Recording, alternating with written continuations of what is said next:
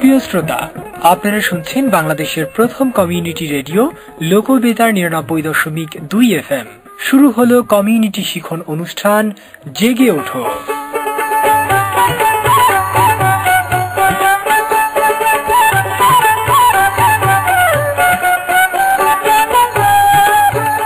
কমিউনিটিবাসীর জন্য শিক্ষা ও তথ্য সম্পর্কিত নানান বিষয় নিয়ে অনুষ্ঠান জেগে ওঠো। এই অনুষ্ঠানটি শুনতে পাচ্ছেন লোকবেতার ৯৯.২ FM থেকে, আর পুনঃপ্রচারিত হচ্ছে ৯ মে সোমবার বিকেল ৩টা ৩০ সহযোগিতায় আইপিডিসি প্রোগ্রাম, ইউনেস্কো, সেমকা ও রূপান্তর।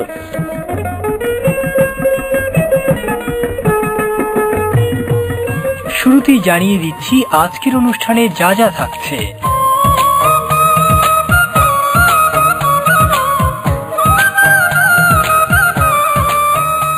পুরো অনুষ্ঠানে কথা হবে বেড়িবাঁধ ভাঙন সম্পর্কে। শুনতে পাবেন বেড়িবাঁধ ভাঙনের ক্ষতিকর দিক নিয়ে প্রতিবেদন। এ বিষয়ে নাটিকা, থাকবে একটি দুর্যোগ বিষয় গান। সবশেষে বেড়িবাঁধ ভাঙন ও এর ক্ষতির দিক মোকাবেলায় করণীয় সম্পর্কে থাকছে লাইভ আলোচনা, যেখানে থাকবেন একজন বিশেষজ্ঞ অতিথি।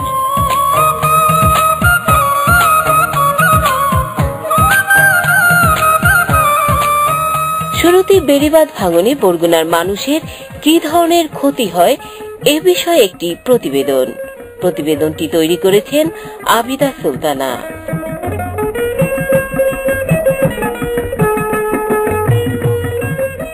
বাংলাদেশ নদীমাতৃক দেশ। এদেশে রয়েছে অসংখ্য নদী। বহমান নদীকে ঘিরে রয়েছে উপকূলবাসীর জীবন রক্ষাকারী বেড়িবাঁধ। বেড়িবাঁধ একদিকে যেমন জোয়ারের পানি প্লাবন থেকে রক্ষা করে, অন্যদিকে ঘূর্ণিঝড়ে জলোচ্ছ্বাসের কবল থেকে রক্ষা করে জান ও মাল।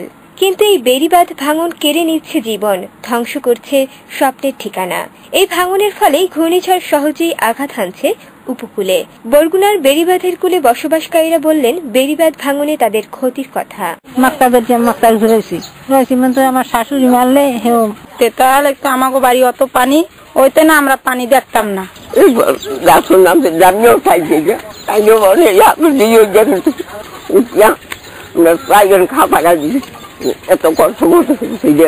বেড়িবাঁধ না থাকায় নারীরা জলোচ্ছ্বাসে পড়েন সবচেয়ে বেশি সমস্যায়। যেতে পারেন না সাইক্লোন শেল্টারে। এই জোয়ারে বরিয়ে যাইবে, সবাই নামে রাস্তার উপর দাঁড়াইছে, এই রাস্তা ডুববে, এই সময় আমরা দৌড় দিই। আও ঠিক সাইকেল সেন্টার আসুক, রাত্রে বন্যা আইবে, বৃষ্টি আইবে, সে সময় আমি সাইকেল সেন্টার দাম কম, তারা বাচ্চা পোলা মান লইয়ে জীব লই কামতা যাই ওঠে।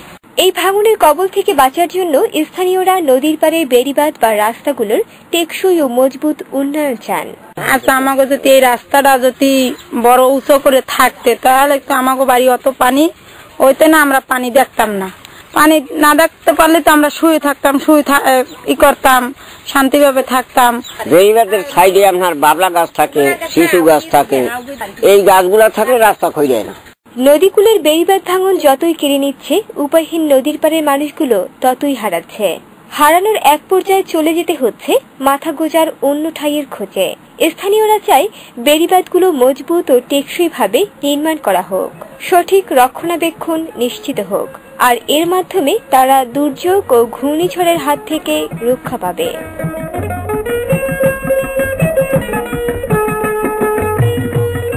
সুপ্রিয় শ্রোতা বন্ধুরা, আপনারা শুনছেন লোকবেতার ৯৯.২ FM।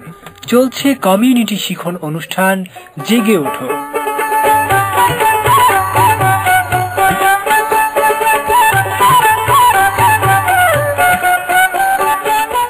অনুষ্ঠানটির সহযোগিতায় আইপিডিসি প্রোগ্রাম, ইউনেস্কো, সেমকা ও রূপান্তর।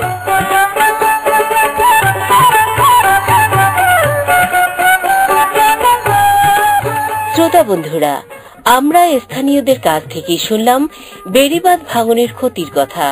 বেড়িবাঁধ ভেঙে যাওয়ার ফলে নদীর সাথে বসতবাড়ি সমতল হয়ে যায় ও ভাঙা শুরু করে। ঝড় বন্যায় বসতবাড়ি, ঘর, রাস্তা ও কৃষি জমিতে পানি ওঠে। প্রতি জোয়ারে পানি ওঠে ও প্লাবিত হয়। বেড়িবাঁধ না থাকায় সহজে ঘূর্ণিঝড় আঘাত হেনে ব্যাপক ক্ষতি করে, আর এর ফলে ব্যাহত হয় স্বাভাবিক জীবন ও জীবিকা। এসব কারণে শুধু স্বাভাবিক জীবনই নয়, ধ্বংস হয় ভবিষ্যৎ। আর্থিক দিক দিয়েও ব্যাপক ক্ষতির সম্মুখীন হন।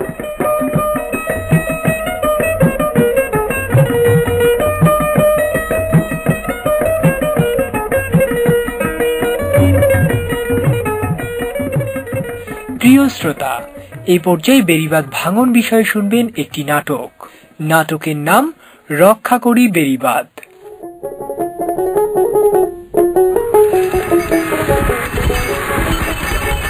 ও জব্বার ভাই, জব্বার ভাই, হে মোক 2 কাপ চা দাও।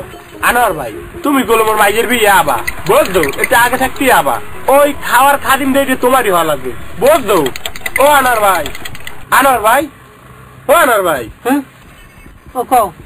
ও মোর আল্লাহ, এতক্ষণ মুই কার লগে বকবক করছি? ওরে মোর মাইয়ের বিয়া, খাওয়ানোর খাদিম দিয়ে তোমারই হওয়া লাগবে, বুঝছো? ওই খাদিম দিয়ে তুমি এবার তো ভালো বোঝো। ও হেইয়া, হয় হয় আমন। আনোয়ার ভাই, তোমার কোনো সমস্যা? মন খারাপ কে তোমার? মোর দ্বারা কও। ওরে মোর মাইয়ের বিয়া, তুমি খাইতে আবার ভেয়াবার লাগবে না, বুঝছো? না করিম ভাই, সেই কথা না। মোর জমির ফসল ব্যাগ শেষ, আলু দিলাম 10 জায়গায়, সব তলাই গেছে। এরপর মুগ ডাল পানিতে ডুববে, সব গাছ মরে গেছে, মোর সব শেষ। ওরে করিম ভাই, নগরটার জায়গা মোর শেষ। ওরে মাবুদ, মুই কেমনে সয়ে থাকবো? আনার ভাই শান্ত হও। আনার ভাই, পানি উঠলে কেমনে? শুলি আটকালে না? ওরে ভাই, হে দেখো বাতাস আইলে না, বাতাসের চড়ি তো ধাবার চড়ছে। হ্যাঁ হ্যাঁ, সেকালে গাঙ্গের পানি জোয়ারে চড়ে রাস্তা উপর দিয়ে উঠছে, গাঙ্গের কুলে রাস্তা ভাঙ্গে পানি উঠছে। ও হেইয়া, তো খালি ভাঙ্গে কা জোয়ারের পানি উফির দিয়ে ওঠে। এটা একটা বিট করা লাগবে, বুঝছো? লও মাত বাড়াদারে লও, দেই হে কি কয়। ভেরি বেদের এই অবস্থা হইলে মোরা তো শেষ। কথাটা কিন্তু খারাপ কোন নাই। লো লো লো, তাও তাও ওটো ওটো। জব্বার ভাই, তার দাম পরে দি মানে। ল ল ল।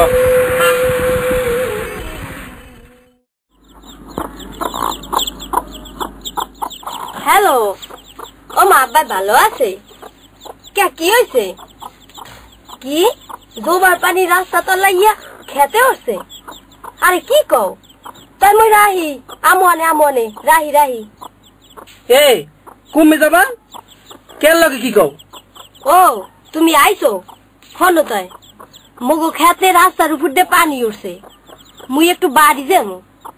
মোর সব ফসল পানিতে শেষ, হেতে তোমার কিচ্ছু হয় না না?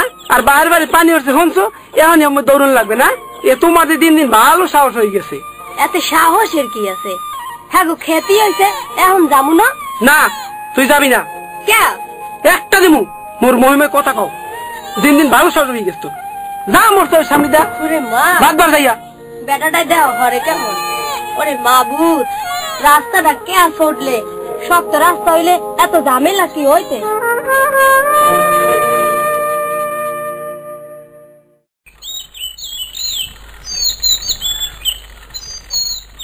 তুমি বলান দা বাদ দাও। আর না বেটা, তুমি দাও। মাতবর খবির ভাই বাড়ি আছেন? কেডা?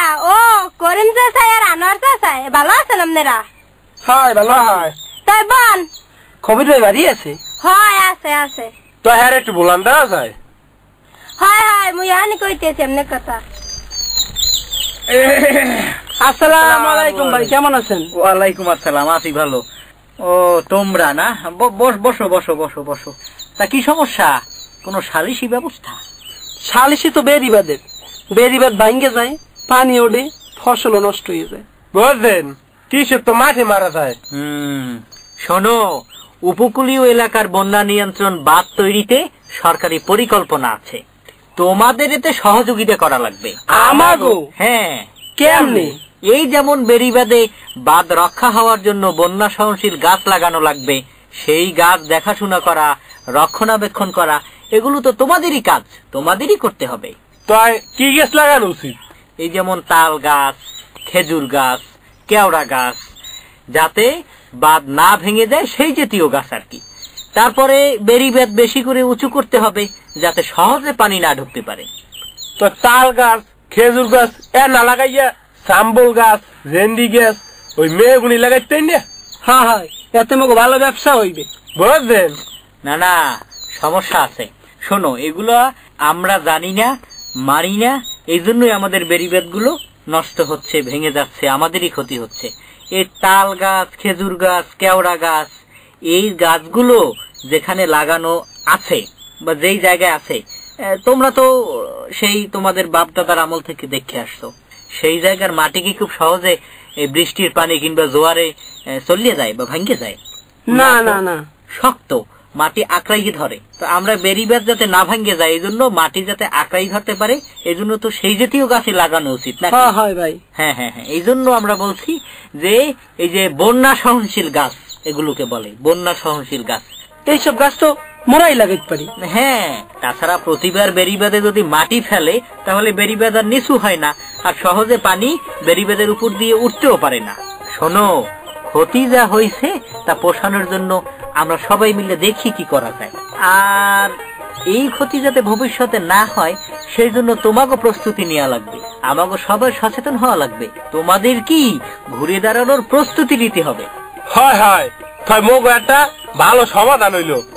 হয় আনোয়ার ভাই, এই ফিরকল মোর মাইয়ের বিয়ে যাওয়াই লাগবে, এখন তো আর কোনো সমস্যা নাই। আরে খালি যা মুখে মুই হয় লাগাইয়া লগে লগে নাচনু মানে।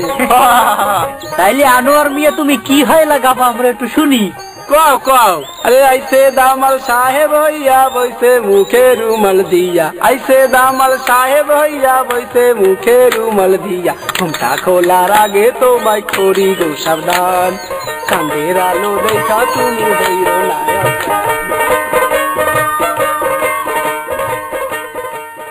শুনলেন নাটক রক্ষা করি বেড়িবাঁধ। বেড়িবাঁধ ভাঙনে এভাবে হাজারো মানুষ হচ্ছে ক্ষতিগ্রস্ত। সুপ্রিয় শ্রোতা বন্ধুরা, আপনারা শুনছেন লোকবেতার ৯৯.২ FM। চলছে আইপিডিসি প্রোগ্রাম ইউনেস্কো, সেমকা ও রূপান্তরের সহযোগিতায় কমিউনিটি শিখন অনুষ্ঠান জেগে ওঠো।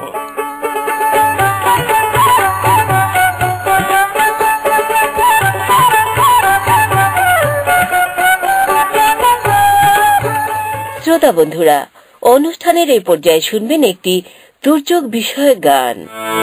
সবাই গাছ লাগাও রে দেশের জনগণ, গাছে ঠেকায় ঝড় তুফান বৃষ্টি আর বাদল, সবাই গাছ লাগাও রে, সবাই গাছ লাগাও রে দেশের জনগণ, গাছে ঠেকায় বন্যা বাদল আরো ঝড় তুফান, সবাই গাছ লাগাও রে।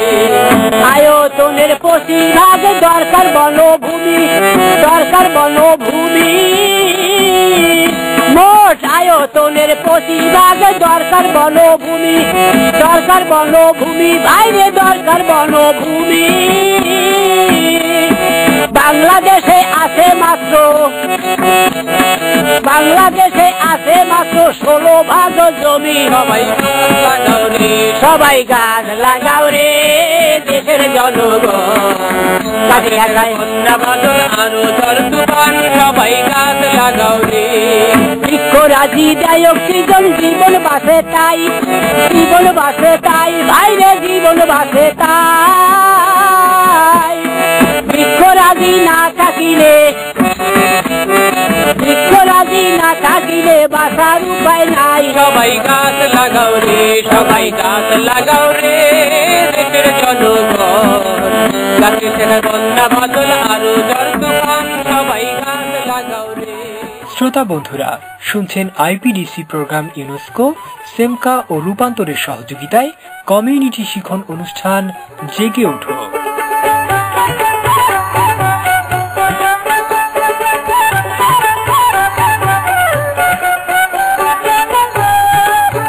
কমিউনিটিবাসীর জন্য শিক্ষা ও তথ্য সম্পর্কিত নানান বিষয় নিয়ে অনুষ্ঠান জেগে ওঠো। এই অনুষ্ঠানটি শুনতে পাচ্ছেন লোকবেতার ৯৯.২ FM থেকে, আর পুনঃপ্রচারিত হবে ৯ মে সোমবার বিকেল ৩:৩০। আমরা অনুষ্ঠানের শেষের দিকে চলে এসেছি। আজকের অনুষ্ঠানে আমরা বেড়িবাঁধ ভাঙনে ক্ষয়ক্ষতির চিত্র তুলে ধরার চেষ্টা করেছি, বলার চেষ্টা করেছি উপকূলবাসীর জীবন ও জীবিকার ভয়াবহতার কথা।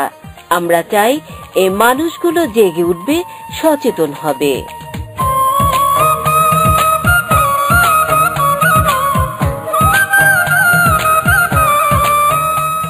শ্রোতা বন্ধুরা, বিদায় নেয়ার আগে জানিয়ে দিচ্ছি অনুষ্ঠানটির গ্রন্থনায় ছিলেন ইমরান হোসেন, উপস্থাপনায় ছিলাম আমি জুয়েল ইসলাম ও আমি কাজী সেলিনা হোসেন।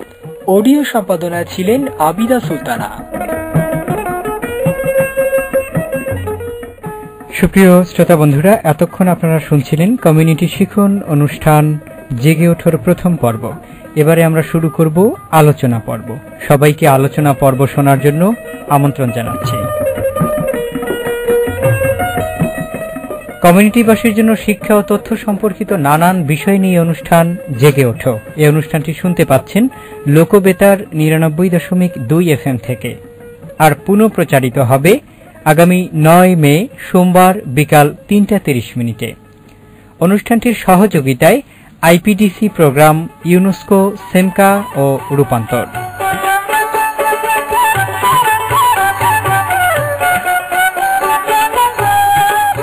প্রিয় শ্রোতা, আমাদের আজকের অনুষ্ঠানের আলোচনায় অতিথি হিসেবে আমাদের স্টুডিওতে উপস্থিত আছেন Biswajit Kumar Biswas, instructor, Barguna polytechnic institute, Barguna. আপনাকে স্বাগত জানাই আমাদের আজকের অনুষ্ঠানে। ধন্যবাদ। প্রিয় শ্রোতা, আমরা আজকের অনুষ্ঠানের প্রথমেই আমাদের বিশেষজ্ঞ অতিথির কাছে জানতে চাইব বাংলাদেশে বেড়িবাঁধ বলতে কি বোঝায় এ সম্পর্কে। বেড়িবাঁধ আসলে মাটি এবং শিলা দ্বারা নির্মিত।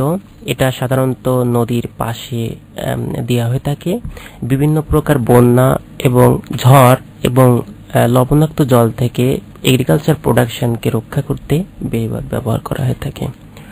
ধন্যবাদ জানাচ্ছি আপনাকে। এবং আমরা মূলত উপকূলীয় অঞ্চলে বেড়িবাঁধ বলতে যেটা বুঝবো যে আমাদের যে নদীগুলো রয়েছে বহমান, সেই নদীর পাশ দিয়ে যে অর্থাৎ রক্ষাকারী যে বাঁধটি দেয়া হচ্ছে, যেটি রাস্তা হিসেবে ব্যবহৃত হচ্ছে, সেটি মূলত আমাদের এই অঞ্চলে বেড়িবাঁধ বলতে, অর্থাৎ বন্যা এবং জলোচ্ছ্বাস, নদীর যে ভয়াবহতা সেটি থেকে আমাদেরকে যে বাঁধটি রক্ষা করছে সেটিকে মূলত আমরা বেড়িবাঁধ বলছি। ধন্যবাদ জানাচ্ছি আপনাকে। এর পরবর্তীতে আসলে আমরা জানতে চাইব যে এই যে বেড়িবাঁধগুলো ভেঙে যাচ্ছে, এই বেড়িবাঁধগুলো ভাঙনের মূলত কি কি কারণ রয়েছে? মূলত কারণ আছে অনেকগুলো। বিশেষ করে আমাদের দক্ষিণ অঞ্চল অনেক ধরনের দুর্যোগ প্রতিনিয়ত এসে আঘাত করে। অনেক আগে থেকে আয়লা, সিডর, তারপর অনেক ধরনের বন্যা আছে। এগুলোর কারণে অনেক সময় হলো বেড়িবাঁধ ভেঙে যায়। বেড়িবাঁধ ভেঙে যাওয়ার কারণ আছে, বেড়িবাঁধের উপর অনেক যদি গাছ না থাকলেও ভেঙে যাওয়ার একটা সম্ভাবনা থাকে। মোটামুটি এইসব কারণগুলোতে আমাদের কোস্টাল রিজিয়নে বা উপকূলীয়বর্তী অঞ্চলগুলোতে বেড়িবাঁধগুলো ভেঙে যাচ্ছে। অর্থাৎ বেড়িবাঁধ ভাঙনের যে কারণগুলো রয়েছে তার মধ্যে আমাদের যে ঘূর্ণিঝড়গুলো আসে এবং সেই ঘূর্ণিঝড়ের সাথে জলোচ্ছ্বাস কিন্তু সরাসরি ভাবে সম্পৃক্ত রয়েছে। এবং জলোচ্ছ্বাস যেহেতু আসে এবং সেই জলোচ্ছ্বাসের এবং ঘূর্ণিঝড়ের প্রভাবে বেড়িবাঁধ স্বাভাবিকভাবে জোয়ারের যে পানি রয়েছে এবং নদীর যে প্লাবন রয়েছে, নদীর যে বহমান ধারা রয়েছে, সেটি কিন্তু নদী ভাঙনের এক পর্যায়ে আসতে আসতেও কি বেড়িবাঁধটা ভেঙে ফেলে। অর্থাৎ নদী ভাঙনের একটা পর্যায়ে এসে বেড়িবাঁধ ভাঙন, এটিকে কিভাবে? অনেক সময় দেখা যায় যে নদীর সাথে সাথে বেড়িবাঁধ অনেক সময় ভাঙতে পারে, না ভাঙতে পারে। বেড়িবাঁধটা অনেক সময় যখন পানির চাপটা প্রবল বেশি থাকে, জোয়ারের সময়ও বেড়িবাঁধ ভেঙে যেতে পারে। তার পিছনে অনেকগুলো কারণ থাকতে পারে। সেটা হলো বেড়িবাঁধ সঠিকভাবে মেইনটেন্স বা তত্ত্বাবধান না করা হয়ে থাকলে, পর্যাপ্ত সুলুইস না থাকলে, পানি যদি ভিতরে প্রবেশ না করতে পারে, তাহলে অনেক সময় বেড়িবাঁধ ভেঙে যেতে পারে। এটা একটা কারণ হতে পারে। সেদিকে আমরা আসবো যে আমাদের যে বেড়িবাঁধের কারণগুলো কিভাবে মোকাবেলা করা যায় এবং কিভাবে এটিকে রোধ করা যায়। তবে তার আগে আমাদের এই বেড়িবাঁধ ভাঙনে কি ধরনের ক্ষতি হয়? যেহেতু আমাদের উপকূলীয় অঞ্চলের বেড়িবাঁধের পরেই রয়েছে কিছু ঘর বাড়ি এবং বেড়িবাঁধের বাইরেও কিছু বসত বাড়ি রয়েছে এবং কৃষি জমি রয়েছে, আমাদের চলাচলের যে পথ রয়েছে এবং মৎস্য খামার থেকে শুরু করে কৃষি খামার, আমাদের লোকালয়ের যে অংশটা সেটি কিন্তু বেড়িবাঁধের একদম পাশেই থাকে এবং বেড়িবাঁধটাই লোকালয়ের পরে দেয়া হয়। সেক্ষেত্রে বেড়িবাঁধ ভাঙনে কি ধরনের ক্ষতি হয়ে থাকে এটি সম্পর্কে? বেড়িবাঁধ ভাঙলে সবচেয়ে বেশি ক্ষতিগ্রস্ত হয় কৃষি ক্ষেত্রে, তারপরে প্রত্যেক বাড়িঘর সমস্যা হয়, সবচেয়ে বেশি অসুবিধা হয় লবণাক্ত জল লোকালয়ে ঢুকে পড়ার কারণে সেখানে কোনো গাছপালা জন্মাতে পারে না। তারপরে অন্যান্য ক্ষতি আছে, যেমন কৃষি আছে, তারপরে বাড়িঘর, তারপরে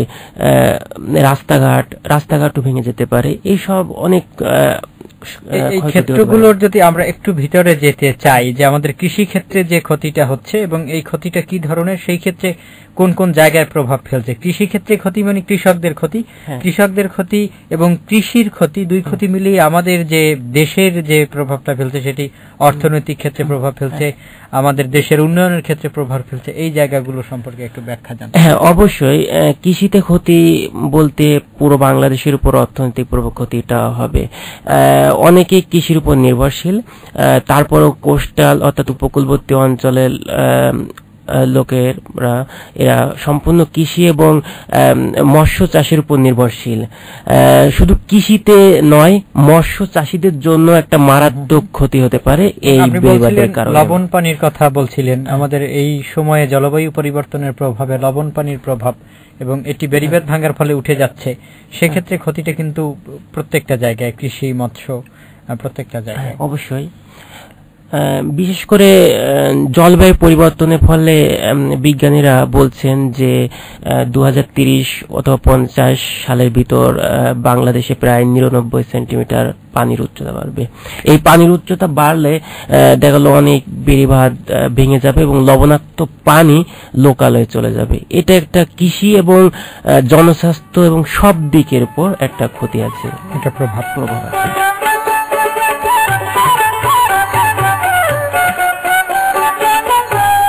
সুপ্রিয় শ্রোতা বন্ধুরা, আপনারা শুনছেন লোকবেতার 99.2 FM। চলছে কমিউনিটি শিখন অনুষ্ঠান জেগে ওঠো।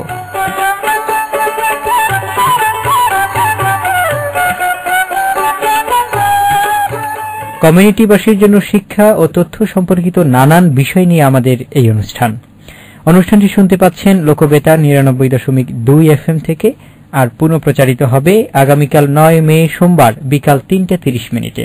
অনুষ্ঠানটির সহযোগিতায় আইপিডিসি প্রোগ্রাম, ইউনেস্কো, সেমকা ও রূপান্তর।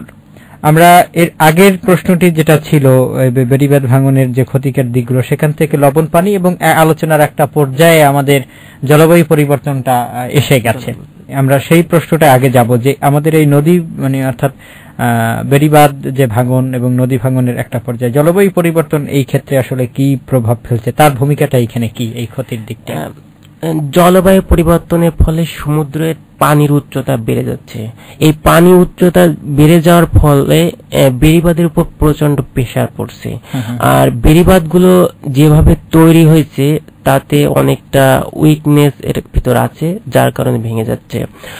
তারপরেও আরো কিছু কিছু কারণ আছে, যেমন বেড়িবাঁধের উপর পর্যাপ্ত গাছপালা বা উদ্ভিদ নাই, যার কারণে বেড়িবাঁধ সহজে ভেঙে যায়। যদি আমরা প্রচুর পরিমাণে সচেতন হই, এই দিক দিয়ে কাজ করতে পারি, তবে এটাকে আমরা কভার করতে পারবো। সচেতনতার জায়গাটায় আসবো। শ্রোতা বন্ধুরা, আপনারা শুনছেন জেগে ওঠো অনুষ্ঠানের লাইভ আলোচনা পর্ব। আজকের অনুষ্ঠানে অতিথি হিসেবে আমাদের স্টুডিওতে রয়েছেন Biswajit Kumar Biswas, inspector, Barguna polytechnic institute, Barguna. আপনার কাছে পরবর্তী প্রশ্ন হচ্ছে, কোন কোন সময়ে বেড়িবাঁধ ভাঙনটা আসলে বেশি হয়ে থাকে? বাংলাদেশে সবচেয়ে বেশি বেড়িবাঁধ ভাঙন হয় বর্ষার সময়। বর্ষার সময় বৃষ্টির পানি বেশি থাকে, নদীতে বেশি থাকে, পাশে উপর থেকেও বৃষ্টির পানির প্রচন্ড চাপ আসে, এটা একটা আছে। অন্য সময় আছে যে সময় কালবৈশাখী ঝড় এবং সাইক্লোন হয়। এই সাইক্লোন হওয়ার সময় অনেক সময় দেখা যায় যে সমুদ্রের উপকূলবর্তী নদীর পানির উচ্চতা ফুলে ওঠে, তখন এই বেড়িবাঁধটা ভেঙে যেতে পারে। মোটামুটি এই কয়টা সময়ে বেড়িবাঁধগুলো ভাঙে। আর বছরের অন্যান্য সময়েও মাটি ভাঙনের ফলেও বেড়িবাঁধ ভেঙে যায়।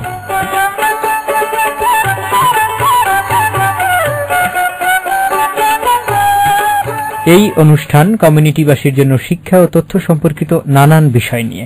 শ্রোতা বন্ধুরা, পরবর্তী প্রশ্নে আমরা যাব। আমরা আজকে কথা বলছি বেড়িবাঁধ ভাঙন নিয়ে। বেড়িবাঁধ ভাঙনের ক্ষতি সম্পর্কে এবং এটির কারণ এবং এটি আসলে কোন সময় বেশি হয় এবং জলবায়ু পরিবর্তনের প্রভাব, এ পর্যায়ে আসল আলোচনায় আমরা একটু আসব যে এই বেড়িবাঁধ ভাঙন রোধে মূলত কি কি করণীয় রয়েছে এটি সম্পর্কে জানব।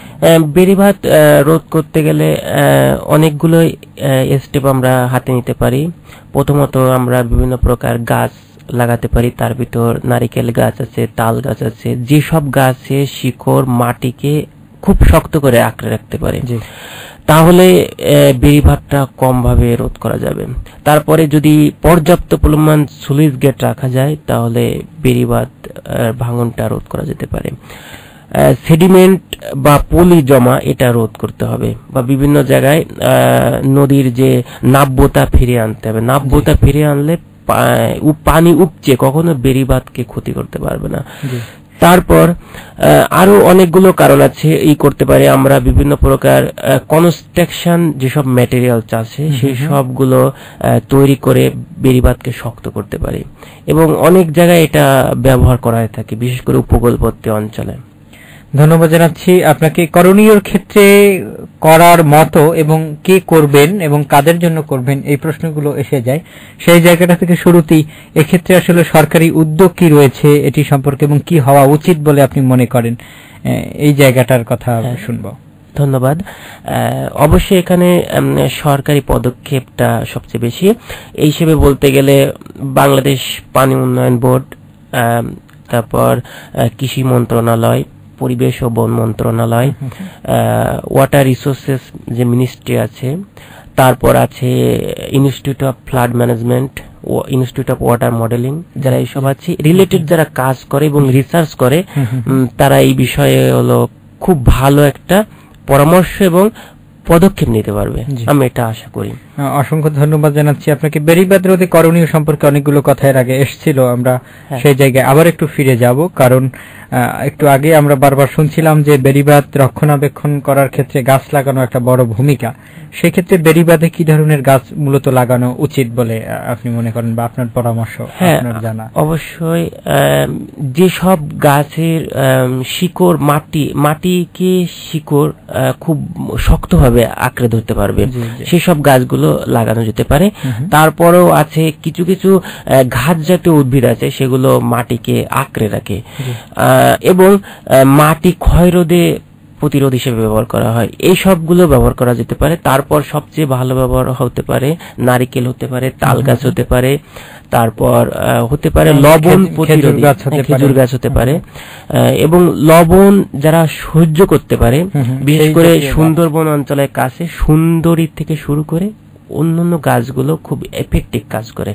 এবং এক্ষেত্রে আমাদের বিশেষ করে এই বরগুনায় বেশ কয়েকটা জায়গায় আমরা এবং নদীর পাড়ে আমরা দেখতে পাচ্ছি যে বনাঞ্চলটি গড়ে উঠছে, সেটি কেওড়া এবং আমাদের যে স্থানীয় ভাষায় সইলা বলা হয় সেই দুইটি গাছ দিয়ে সমৃদ্ধ। কেওড়া এবং এই যে সইলা, এই গাছটি আসলে বেড়িবাঁধের পাশে কি ভূমিকা রাখতে পারে, এক্ষেত্রেও কি এটি আসলে প্রযোজ্য কিনা বা এটি গুরুত্বপূর্ণ? এটা বিশেষ করে আমি সাতক্ষীরায় দেখেছি এই কেওড়া গাছটা খুব ভালো কাজ করে, এবং কেওড়া গাছটা লবণাক্ত সহিষ্ণু, যার কারণে সব জায়গায় এটা লাগানো যেতে পারে। অনেক সময় দেখা যায় যে লবণ পানি ভিতরে ঢুকে যাওয়ার পরে ওই সব গাছগুলো হয় না, তখন এই কেওড়া বা সুন্দরী এইসব গাছগুলো খুব ভালোভাবে আমরা লাগাতে পারি। ধন্যবাদ জানাচ্ছি। শ্রোতা বন্ধুরা, আপনারা লাইভ আলোচনা শুনছেন এবং আমাদের আজকের আলোচনা করছেন Biswajit Kumar Biswas, instructor Barguna polytechnic institute Barguna. আমরা তাকে আবারও ধন্যবাদ জানাই। আমরা আলোচনার একদমই শেষের দিকে, আমরা আলোচনার শেষের দিকে এসে আপনার কাছে এ পর্যায়ে জানতে চাই, এর আগে আমরা সরকারি উদ্যোগ নিয়ে কথা বলেছি, সরকারি উদ্যোগের পাশাপাশি বেসরকারি ভাবে উদ্যোগ গ্রহণ করা প্রয়োজন, এইটার বিষয়ে আপনার ব্যাখ্যা বা মতামত কি হবে?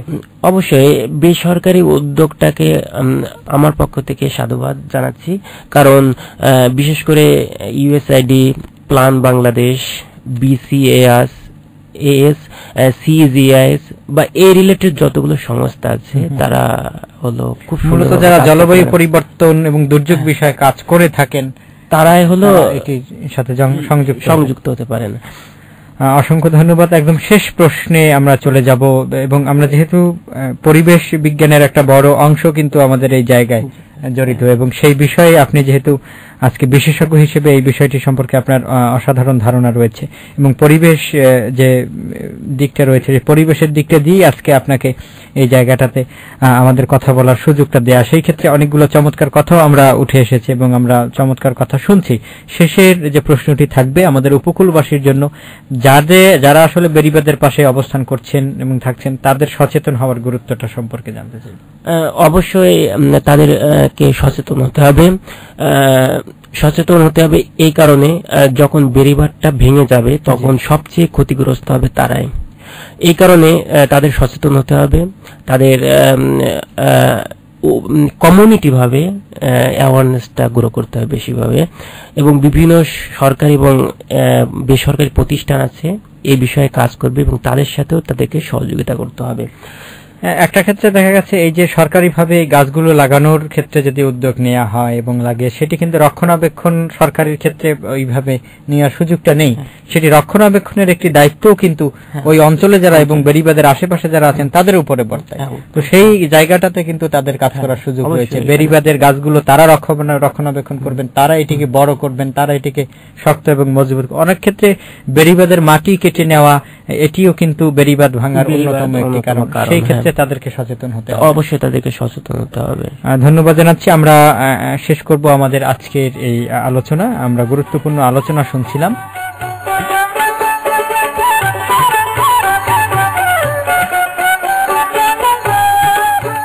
শ্রোতা বন্ধুরা, লোকবেতার ৯৯.২ FM এ শুনছেন কমিউনিটি শিক্ষণ অনুষ্ঠান জেগে ওঠো। কমিউনিটিবাসীর জন্য শিক্ষা ও তথ্য সম্পর্কিত নানান বিষয় নিয়ে আমাদের এই অনুষ্ঠানটি পুনঃপ্রচারিত হবে আগামীকাল ৯ মে সোমবার বিকাল ৩:৩০ অনুষ্ঠানটির সহযোগিতায় আইপিডিসি প্রোগ্রাম, ইউনেস্কো, সিমকা ও রূপান্তর। অনুষ্ঠানের শেষে এসে আমরা ধন্যবাদ জানাচ্ছি আমাদের আজকের অতিথি, বরগুনা পলিটেকনিক ইনস্টিটিউটের ইন্সট্রাক্টর বিশ্বজিৎ কুমার বিশ্বাস। আপনাকে আমাদের এই অনুষ্ঠানে আপনার আসার জন্য এবং গুরুত্বপূর্ণ আলোচনা করার জন্য অবশ্যই আপনাকেও আন্তরিকভাবে ধন্যবাদ জানাচ্ছি।